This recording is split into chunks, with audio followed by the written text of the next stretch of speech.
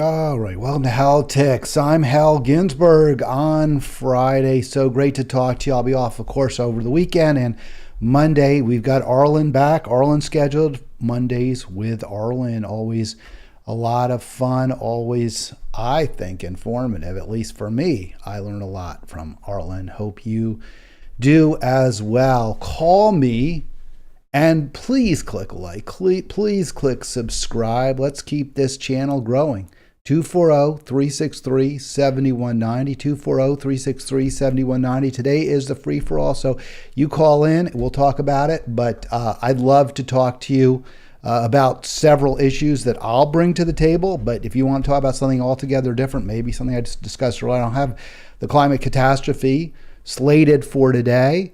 But if you want to bring up news, information, you want to take issue with something I said or wrote, please do so. 240-363-7190. All right, first story. This really intrigued me. I heard about this a little bit. I'm not sure where, but yesterday, Brianna Joy Gray, one of my favorite live streamers, podcasters, videocasters, whatever term you like, they all work, discussed this, and I wanted to kind of weigh in. I had some thoughts.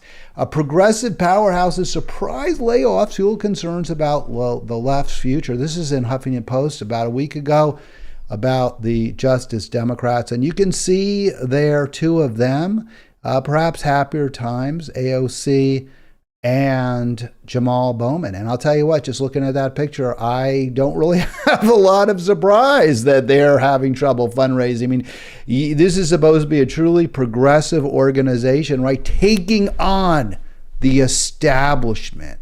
That's what they were created to do back, I guess, in the wake of the 2016 debacle that saw the establishment Democrat Hillary Clinton, perhaps the most establishment Democrat of them all, go down in flames. I mean, she was the first lady during the first truly neoliberal Democratic president. She was the first lady, and she pushed for many of the policies that we see today, and also dyed-in-the-wool neocon, formerly a supporter of the Vietnam War. I once got into an argument with somebody about whether Hillary Clinton was indeed a neocon. They said, no, she's not. Neocon, it's a very specific term, and this is people who had supported the Vietnam War and then turned against it and then became much more hawkish in later life. And I'm like, well, that is Hillary Clinton to a T. She had supported the Vietnam War as a Goldwater girl back in her teenage years in the 1960s, then became more progressive at Wellesley and Yale Law School, and then later on, became very, very pro-intervention. So I don't know how she's not a neocon. She fits it to a T. One of her top advisors, Victoria Nuland, who has reared her head again in the Biden administration, a disciple of Henry Kissinger, who himself endorsed Hillary Clinton, said he liked Hillary, and she, of course, supported him as well. And I would note, Kissinger even slightly less hawkish than Nuland when it came to Ukraine. Nuland, a very strong supporter of the Maidan deposition when Yanukovych was deposed in favor of a Western-backed Yanukovych, the pro-Russia president who was deposed in 2014, and now, of course, we have pro-NATO, pro-West leadership, and that's a big factor in the war right now. So, that's who the establishment is in the Democratic Party. Clinton and her supporters and her backers, including the man you see in this picture here on the headline to the left, Chuck Schumer. And yet, despite his very tight connection with that faction of the Democratic Party, if you want to call them the pro-war faction, you want to call them the corporatist faction, I think you're right. They're the ones that AOC, Jamal Bowman, who are all smiles as they stand with Senator Schumer, Majority Leader Schumer. They stand with Senator Schumer right in front of those pro-healthcare, pro-for-profit healthcare sponsors, Jacoby, New York City Health and Hospitals. These are not Medicare for All organizations. These are big pharma, big healthcare, people who are sucking the lifeblood, the vampires who are sucking the lifeblood of our country. And of course, they're all smiles. So I think you look at that picture and you can see exactly why Justice Democrats is struggling, because they've betrayed their mission. Their mission was, and we'll see there in just about 2 seconds, maybe a little more, their mission to elect progressive Democrats to replace moderates, much as the Freedom Caucus took on centrist, if you want to call them that, Republicans, corporatist Republicans, and people like John Boehner. And they'd love to get rid of Mitch McConnell if they could. Well, that was the counterpart on the left was supposedly Justice Dems. And they have proven to be the new boss, same as the old. I mean, there's really not that they're the bosses, but to the extent that they're leaders in the progressive movement, they have not led us in a progressive direction whatsoever.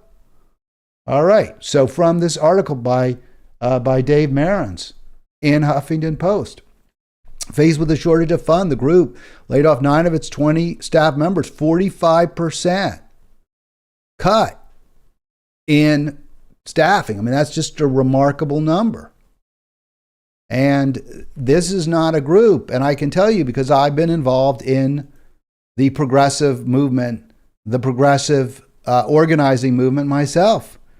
Their salaries are not high. This is not a case of the Justice Democrats overspending, at least on staff. I mean, I'm pretty pleased to see that they're, if indeed it's true that Alexandra Rojas, the current executive director, only made $81,000. It says from the group's PAC. It's a little bit fudgy. Who knows? Maybe there was some other compensation in there. But if she was making under $100K working out of D.C., I mean, I think that's appropriate. If you're going to be in a truly progressive, pro-people, pro-worker, anti-establishment organization, you just have to make sacrifices when it comes to your income, or you lose a tremendous amount of credibility. I don't think that organizations that fundraise, $5 here, $10 there from people who are barely making it themselves have any business paying, $150,000, $200,000, $300,000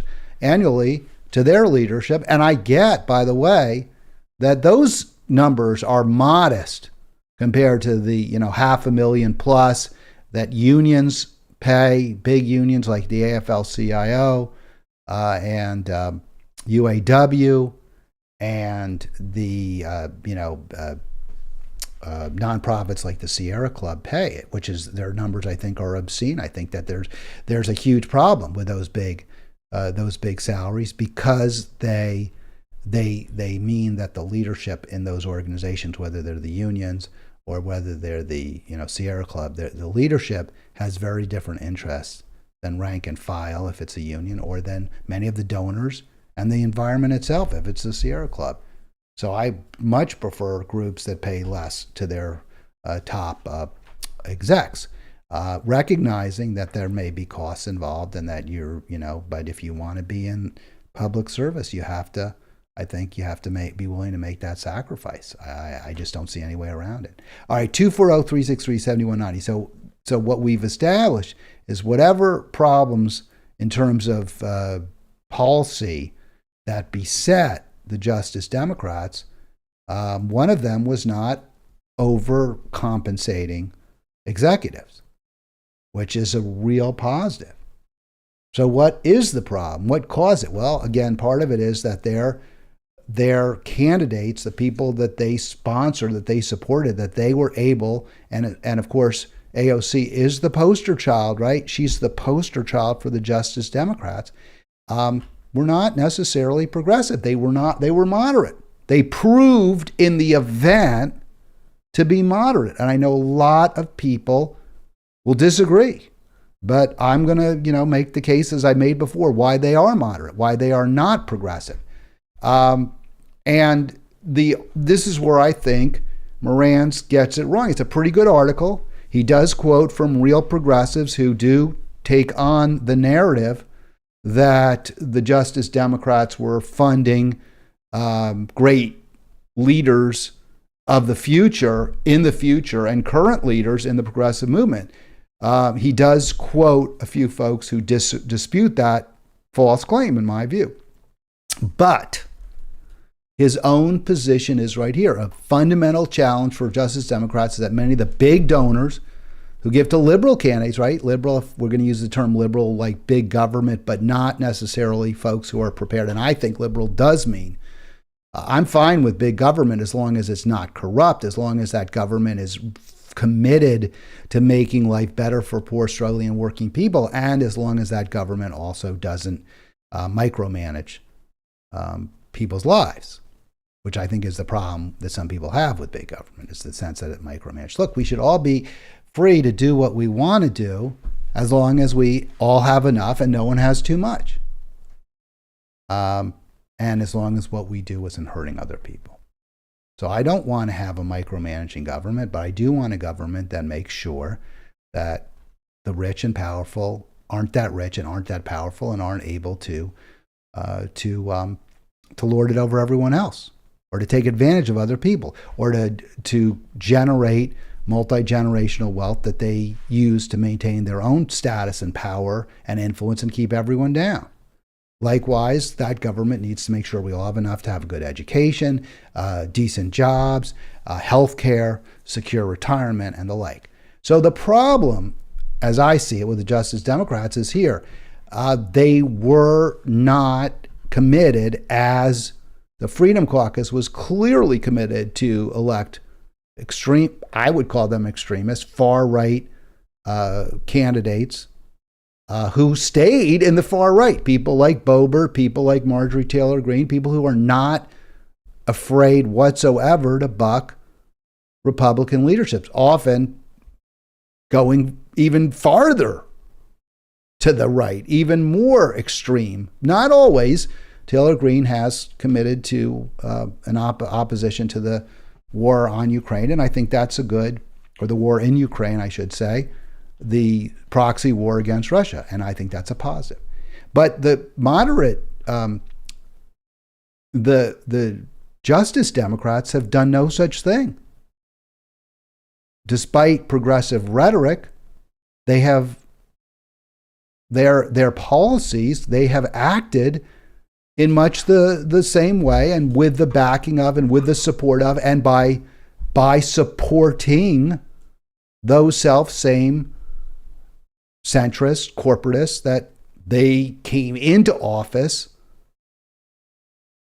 criticizing, challenging, and often defeating, as AOC defeated Joe Crowley, who was not by any means the worst Democrat, but he was certainly a member of the leadership there, and to her credit, she defeated him. So that's the problem. The Justice Democrats have failed to stay true to their mission. They have not committed to ousting moderate Democrats with progressives. They have committed to ousting moderate Democrats and replace them with moderates, ultimately with moderates. They have not held them to account. Now, Max Berger, a former political director, says that this is a real failure of the progressive funder establishment, that the Justice Dems never got the investment that it deserves, and progressives need to treat this as a scandal. Well, first of all, if you're a progressive, don't look to the funder establishment ever to fund organizations that are dedicated to removing their wealth and power. I mean, the whole point of progressivism, as I've said over and over, I think it's clear, is to ensure that everyone has enough and no one has too much. And funders are always those who have too much. Who else has the money that they can simply, big funders, right? As it says, big donors. Who else has, a spare $100,000, which is often chicken feed. It's often chicken feed. These organizations spend many millions annually.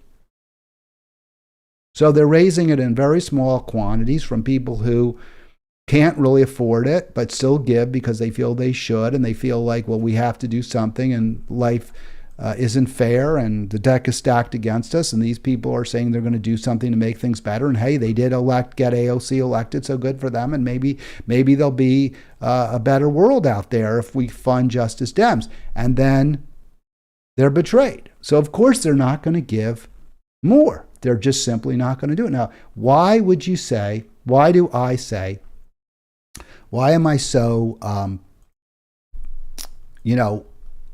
clear that the Justice Dems have failed in their mission? And I think it's because the candidates that the Justice Democrats have succeeded in electing are clearly, as soon as they take office, becoming one with the Democratic establishment. Here's the perfect example. I can't come up with a better example than this one. Newly elected squad member, less than 1 year in office, Summer Lee. She defeated a Democrat who was backed by AIPAC in the primary, and then AIPAC backed her Republican opponent. This is in Pittsburgh.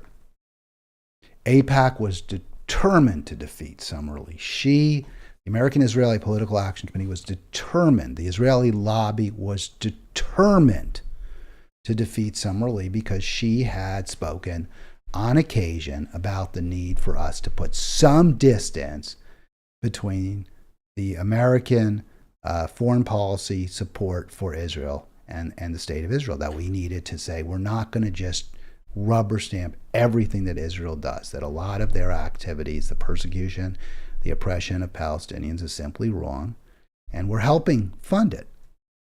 So that was a very important plank of Summer Lee's platform when she ran for office and ultimately won to become Congress member from Pittsburgh. She had previously been in the state Senate, the Pennsylvania State Senate. Representative, then state rep. So I'm sorry, I thought she was a senator. She was not. She is now a representative in the House, federal, but she was previously in the Pennsylvania House. All right, so they were absolutely determined, the Israeli lobby, to defeat her. But despite all their efforts, with the help of Justice Dems, with the help of Our Revolution, the organization that I was part of at the time, Summer Lee was able to prevail. And, that was a very significant victory. We were very pleased. She had the support. In fact, I was in Pittsburgh for a rally where Bernie spoke, and he got rained on, and they actually ultimately had to cancel it. I believe AOC was there but did not get to speak because of the rainstorm. Certainly Summer Lee did not get to speak because of the rainstorm, but Bernie gave a beautiful, powerful speech in support of Summer Lee, and the squad was all in for her, and she won. And what did she do? What did she do when one of the very, very first votes she took? Once she won, this was last year, 2022, it was one of the very first things she did. She voted for Hakeem Jeffries. And I cannot ever give this one up. I'm a dog with a bone on this one. That the squad, not just Summer Lee, but there was a consensus, there was unanimity among the House Democrats who had just lost, by the way, the Democrats had just lost the House. There was unanimity that Hakeem Jeffries should be the House Minority Leader. The most powerful position of any Democrat in Congress is right now held by Hakeem Jeffries. And there's the article. November 30, 2022, Summer Lee just takes office. So she helps vote among, she's part of the vote. House Democrats once they elected. So what do Annie Carney and Emily Cochrane write about this vote? What's most important to them about this vote is that the three octogenarians who were Pelosi, Hoyer, and James Clyburn are replaced. So we no more 80-year-olds and no one who's white. No white man. No white man. Because of the three, Pelosi and Clyburn, one's a white woman, the other's a black man. But of course, Hoyer, white man, the House minority leader, and then Clyburn was the whip. So what do Cochrane and Carney talk about those trio of top leaders? Do they talk about their policies? They talk about who backs them, who funds them, what kind of change this is going to make in terms of the Democratic leadership or Democratic policies that are promoted? No, that's not relevant to them. That doesn't matter. It's just purely identity. And is that relevant to your life? Does it matter to you if a tax cut for billionaires is passed by a white minority with the help of a white minority leader or a black one? Does that matter? Does it matter if pipelines are approved by a woman or by a man? Does any of that matter to you? It doesn't to me. And I get there's the argument is that if you have more representation in Congress by different people and different identity groups, that makes a difference. And I accept that. I do. But are we more likely to get a progressive House if we elect no white men, but everyone who's funded by corporations? Or if we elect people who are truly independent, corporate largesse?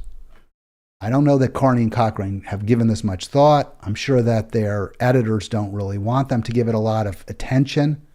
They'd much rather talk about identity politics. So we have, for the first time, a trio of top leaders. And who is the ne plus ultra? Who is the capo di capo in this new House? Well, it's the aforementioned Hakeem Jeffries. And he was elected by acclamation. So your old squad members, your previously elected squad members, that would be AOC, Cori Bush, Ayanna Pressley. And I can't, now, of course, I'm Ilhan Omar, Rashida Tlaib. They all voted for Hakeem Jeffries. They all said by acclamation. There was no no's, there were no nays. And guess who else joined them in acclamation? Summer Lee. So why is that such a big deal? Why should, maybe Hakeem Jeffries isn't so bad. Why should it matter that this squad, including their newest member, Summer Lee, voted by acclamation to elect Hakeem Jeffries minority leader? Why should that impact on Justice Dems who backed Summer Lee?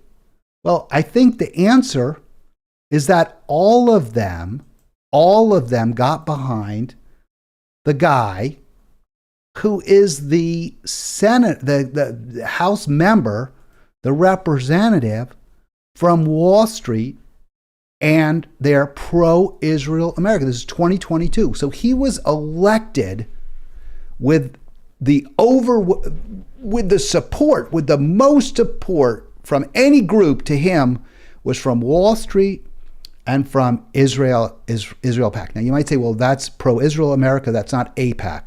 AIPAC was another top donor. But I looked into pro-Israel America. It's like, well, maybe pro-Israel America ain't so bad. Who is pro-Israel America? So this is what Wikipedia says. Usually they're pretty reliable. I'm saying they're perfect, but they're usually pretty reliable. So pro-Israel America, American advocacy and lobbying group supporting pro-Israel policy, wherever that means. It is closely affiliated with AIPAC and has a bipartisan history of endorsements. Bipartisan means they endorse Republicans, Democrats, doesn't matter. They supported the group that gave Hakeem Jeffries all that money, the number one donor to his campaign. Number one industry is Wall Street securities and investments. Number one entity that donated to him, pro-Israel America, closely tied to AIPAC, also contributes to Republicans, contributed to defeat Summer Lee in the primary and in her general election. And she voted for Hakeem Jeffries. AOC, she endorsed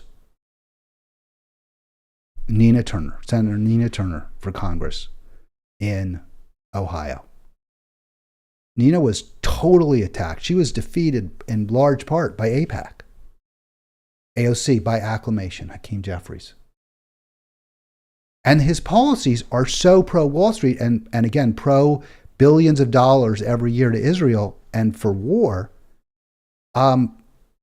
Why would anyone who's a progressive want to give to that group? What are we getting from electing these people?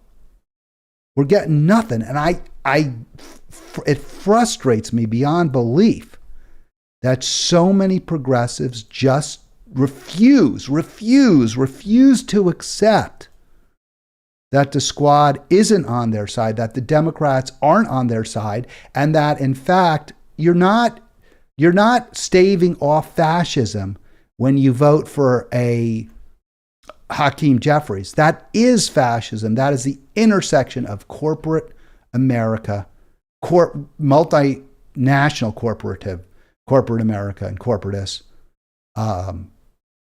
and government. It's as bad as it gets. So I this is where I start to lose it because I don't know where to go. I don't know how much more I can say. All right, call me. It is the free-for-all. I really do want to talk to you more than anything. 240-363-7190. 240-363-7190. You can come back to this. I'm going to move on to another topic. This is, and again, I just spent, close to a half hour, just about a half hour there focusing on the Democratic corruption, which I see, it can't be anything else, right? Corruption of progressives who vote for their leader in Congress, the man who takes all that money from organizations that are dedicated to destroy the progressive movement, that do everything possible to destroy it. And that's who the progressive voter, the guy who shepherded Joe Biden's dirty debt ceiling deal through Congress, which included, as the greatest problem we face as a nation, in the world, the most serious problems we face are directly related to the climate cataclysm. And Hakeem Jeffries shepherds through a giveaway to the natural gas industry. And Joe Manchin, who never fails to bash Democrats, progressive Democrats, and who is running as a third way guy.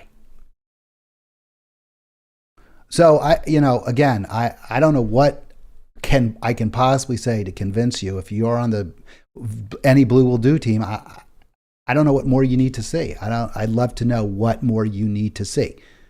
But again, it's not just Democrats, it's the duopoly. There's no difference. They're both corrupt. This story really caught my eye too, especially with there's this the Phil Mickelson, right? Phil Mickelson has this incredible gambling problem, gambling addiction. May have bet far over $1 billion in the course of his career and lost over $100 million. That's what one of his bookies, or his primary bookie, says. So, and this has led to direct, issues, right? That one individual's gambling, at least according to, when I'm talking about Phil Mickelson's gambling, at least according to the New York Times, and now they use this, The Athletic, I believe it's called. So The Athletic says, that what Mickelson's debts, his gambling debts after he earned, well over $100 million in golf and may have lost all of it, those debts caused him to embrace this Saudi Arabian backed or oil Arab backed Arab nations backed golf tour. I think they call it LIV, and I'm not really sure what that stands for. And it kind of really caused a lot of issues for the PGA. And I really don't care about the PGA, but I do care about totalitarian states, authoritarian states like Saudi Arabia, taking control of our sports, just as I don't like it where China has all this influence over basketball, right? Where Daryl Morey, who is the general manager of the Houston Rockets, was very critical of Chinese censorship and Chinese actions in Hong Kong, anti-freedom actions in Hong Kong, and he was told to stifle by the NBA because they don't want to lose the China market. Well, that's really, really upsetting. That's really disappointing. That's frightening. So I don't want to see these unfree countries dominating our sports. And now there's this second league or second golf or third association, LIV, is now merged with the PGA. And we've lost, some of our economic mojo that, comes out of golf. And that, according to The Athletic, I don't know how strongly I believe all this, but it's plausible, is in part because of Phil Mickelson's gambling addiction, but also how easy in America it is for people to feed that addiction. It's just as easy to make a bet, go online, go to DraftKings or whichever bookie you want to go to, Caesars, where you see all those ads for Caesars. It's awful. This is taking advantage of people who are sick. I think the highest rate of suicide is people who are gamaholics because you lose everything. You lose everything. You could be 100+ millionaire like Phil Mickelson and lose that. So imagine what it's like for somebody who's like a 9 to 5. Well, there's no such thing, an 8 to 7. Imagine if you're losing your family's rent. We've seen nuns who get addicted and steal from the collection plate. That's what gamaholism does to you. So who's pushing it? Well, here's one of them, Chris Christie, heavily. I don't know if they were trying to be funny with that heavily. Chris Christie, former governor, former Trump advisor, heavily relied upon by DraftKings during nationwide gambling push. This was a couple months ago. This was in Sports Business Journal. And Governor Christie was always pro-casino gambling, which is big in New Jersey with Atlantic City. But, Atlantic City is hard to get to. It's New Jersey is a small state, but it's not that easy to get to Atlantic City. Let's put it that way. It's kind of off in the corner. So they want to have more gambling. They don't want you to have to, it's a big production to go down there. So much easier to just gamble from your laptop at any time, whenever you want. You don't have to take time. You do it from your job, right? So much easier. Easier to bankrupt people, easier to put people, closer to the suicide watch. Easier to put people out of their homes because the primary breadwinner spent everything in the paycheck. So Chris Christie facilitates that. That's one of his, major campaign sponsors, supporters, whatever term you want to use, was because he was always in favor of casinos, always. And here's the from that article in the Sports Business Journal. Former Governor Christie, this is just from 2 months ago. Former governor, it says current Republican. Okay, so this is, I'm sorry, they cited to this article in the Sports Business Journal. This is from the New York Times back in 2020. 2020. Former New Jersey governor and current Republican presidential candidate Chris Christie previously met with executives of DraftKings, and the company later put him on retainer. How much to advise and influence state officials make gambling legal across the state, not just in New Jersey, Atlantic City. As governor, he had been a leading force in the push to overturn federal law that barred sports betting in most states. Now, one of the arguments you hear a lot is, well, you shouldn't stop people who are in government from going to lobbyists because that's after they've left office, right? Like Obama got hundreds of thousands of dollars in speaking fees from, I believe it was the Carlyle Group after he left office. So the answer is, well, so the question would be, well, so what? So he's not in office. He doesn't have any power. He's not president anymore.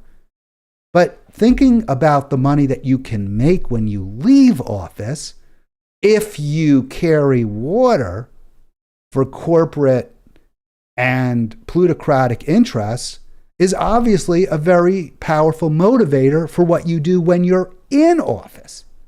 So Obama does open up the Arctic for drilling when he's president.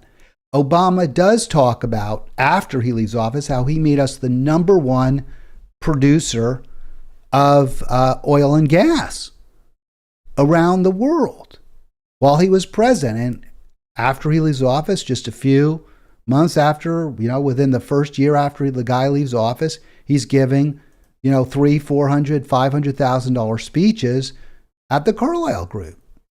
So does the knowledge, the understanding that he's very likely to get huge paydays when he leaves office cause him to give favors to the oil and gas industry while he's in office? I don't think that's a stretch. Do you think that's a stretch? I don't think that's a stretch. Washington is a sewer. It's a swamp. And this story, what I'm talking about now, is more focused on Chris Christie. So Christie, while he's in office, is pushing to overturn federal law that barred sports betting in most states, I think successfully.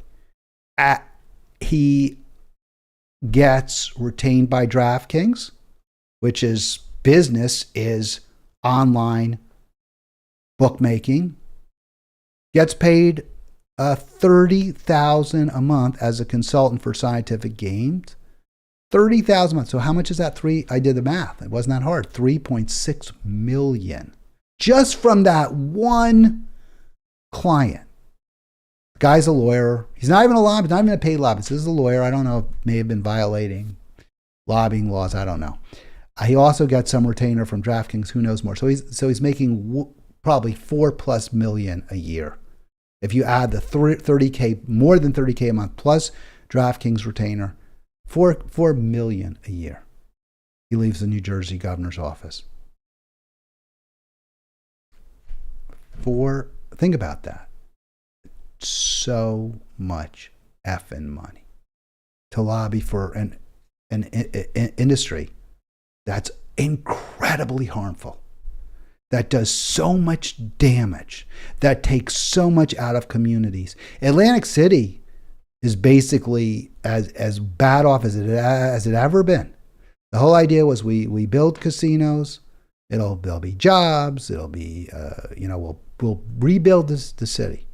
Now, because the people who live there become addicted, they spend the money that they do make in the casinos. If they don't, if they're able to go be croupiers or dealers, and they don't burn it up in the casino, then they go home outside of Atlantic City. They don't want to live there. It's as bad as it's ever been when you go 2 blocks away from any of those casinos. It's done nothing for the state. And yet, you still see the politicians pimping for the casinos. And why? Because they get $4 million a year. We had a debate here in Maryland among gubernatorial candidates. We asked them about the casino that was built down in the harbor here. And only one candidate said this is not the way we should be funding government. Only one candidate said this is not how we should be raising funds for needed government services. That candidate, John King, we endorsed. And you know what? This is our revolution. Maryland, we got a lot of pushback. The response from our revolution national was, you can't endorse John King. He's running against Perez, Tom Perez, the former DNC chair, right? Remember, he became DNC chair, Tom Perez, against when he was challenged by Keith Ellison, who is a much more progressive, at least when he was in Congress. Keith Ellison is now the Attorney General for Minnesota, state of Minnesota. So Perez was challenged by Ellison, and Barack Obama weighed in on support of Perez, and that was it. That's all she wrote. Barack Obama says, vote for Perez. Candidates vote for Perez. Voters vote for Perez. Perez was very centrist. Perez was in the pocket of the center, the moderates. He did not help progressives whatsoever. He pushed hard against Bernie. He was not a progressive leader in the Democratic National Committee by any means, and that's why he was pushed, why Obama pushed him.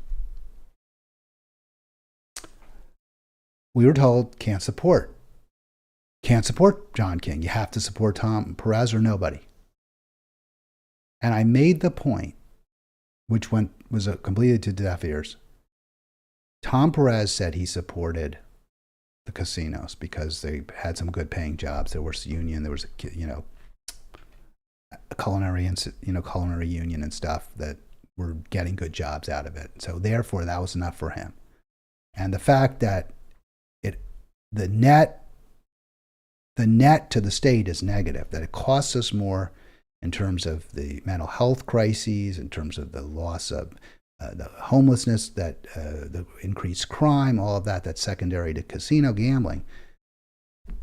Hey, I'm getting contributions from the casino industry. Some of the unions like it. That's all I need to know. And it didn't matter. So what? We don't care. Who cares? So what if the casinos are a problem and John King's against them? You can't support him.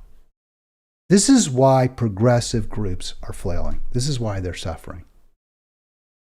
Because they don't have a consistent, coherent ethos, mission. And the Justice Democrats exemplify that as much as anyone. Well, the casino industry may not be very good for most people. It may be devastating for some families, for some kids whose parents or whose parent is a gambling addict. But I'll tell you for whom it's been really, really, really good. Chris Christie. So there's his home. This is a friend of mine mentioned that he had been in Bay Head, New Jersey, which is a very exclusive Jersey Shore community near Seaside, north of Seaside Heights, which isn't that great, or at least Seaside isn't that special. I've been there. It's kind of a more rough and tumble area. But once you go north about 5-10 miles, but you go to Bay Head, where all the homes are $1 million+ homes. So this is the home that Chris Christie bought in 2018, or at least reportedly bought. I'm pretty certain that he did because my friend told me that that's where Chris Christie lived, in Bay Head. This is at the time when he's getting those huge salaries from FanDuel and from scientific. I forget the scientific group that they call themselves scientific. They're gamblers. And I know the house, you don't see how, doesn't look that extravagant. Right by the water. You can sort of see the water in the background of the bay. $3 million plus house. You can afford that kind of a house. And this is not his primary residence, of course. You can certainly afford that kind of a house if you're getting $4 million a year from casino gambling interests. And not even casino at this point. As bad as casinos are, maybe DraftKings even worse because it comes right into your home. Comes right into your house where you can lose thousands and thousands and thousands. You can lose everything just by sitting at your computer and typing. And it is casino gambling too, because of course DraftKings has rooms at all the casinos. All right, 240-363-7190. From Flying Robot. I've heard it live, L-I-V, that's the Saudi and Arabian golf tour was supposed to be L4. I guess 54, right? L is F5 and then 4. So it'd be 54 was meant to be the Roman numeral. I don't know why it'd be called 54. It was pronounced live by mistake, and everybody in the media was saying it like that. Okay, I don't know. But isn't it interesting that it may well be due to casino gambling and sports books and their legalization, the push to legalize them by Chris Christie, among others, that may be why this all happened. It's really interesting, isn't it?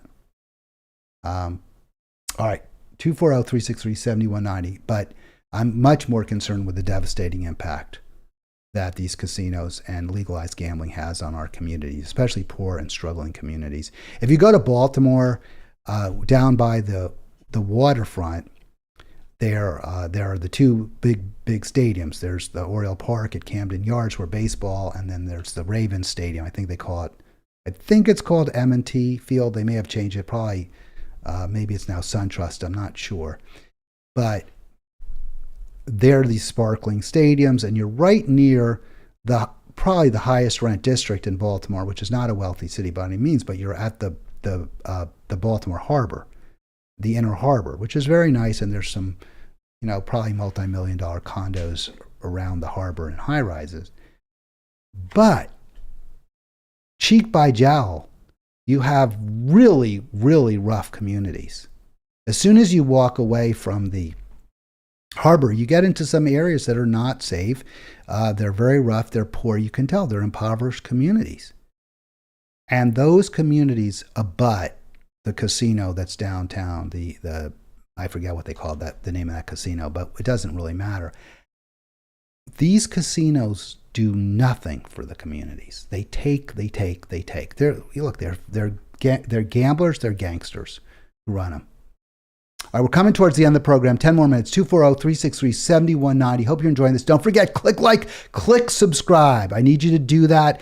I would love you to call in. I need you to click like, click subscribe. Let's get to our final story. Just real quick, briefly. This will be a real brief one, and then I'm going to move on to my weekend. So foreign policy. What's going on overseas? What's going on in other places? And this was a story my son mentioned to me, and I should have known it. You probably did. I try to keep very, very current on foreign affairs, but sometimes I miss things. Tweeted by Stephen Donziger. He's that lawyer who won billions in a lawsuit in Ecuador against Chevron Texaco because of the cancer that it caused among hundreds of Amazonians as a result of just dumping waste, dumping toxic sludge into the Amazon. And of course, all that money, he never saw a penny of it. The victims never saw a penny. Chevron did everything possible and finally got it overturned, and also got him locked up under house arrest for almost 2 years. So Donziger is a true environmental hero who paid an extraordinarily high price.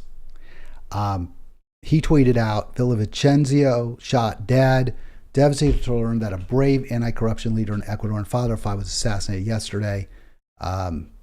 This was on Tuesday, I guess, Wednesday, while campaigning for president. A major blow to millions suffering from extreme poverty and oil pollution. Rest in power, Fernando Villavicencio. So Villavicencio was a union organizer. He had worked for Chevron, where he organized laborers there. Chevron, one of the most powerful and influential organizations in that country, as I mentioned, did terrible damage to it, killing hundreds of people, causing cancer, and polluting toxic sludge into the Amazonia. Villavicencio taking them on and winning, unionizing, forcing better working conditions, forcing better practices by Chevron. I'm sorry, not Exxon. He's killed. So who killed him? We don't know. The argument is it was organized crime, but Villavicencio was a crusader for good government and an anti-corporate crusader. He's running for president. I'm very suspicious of what corporate media is. I'm not saying that they're lying. I don't know. I don't know. But here's what the BBC said, and I want more information. Let's put that Put it that way. What the current president, Lasso, says, and he's not running for re-election.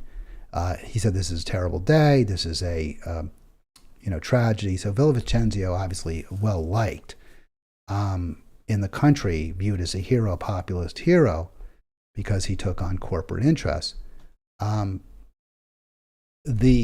All the stories are saying he was killed by organized crime because he was also taking on the drug cartels. And what he was really doing with the drug cartels is he was saying these drug cartels have poisoned our government, that our leaders themselves are corrupt, that we need to go in a different direction.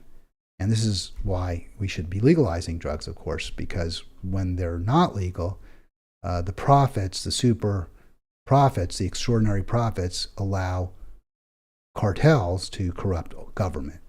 And that's happened in the United States as well, but it's worse in other countries. So everyone's blaming the gangsters, the drug cartels. Guillermo Lasso, the president, saying it's organized crime. And maybe that's true. But I do have to wonder what possible involvement corporate interests had as well.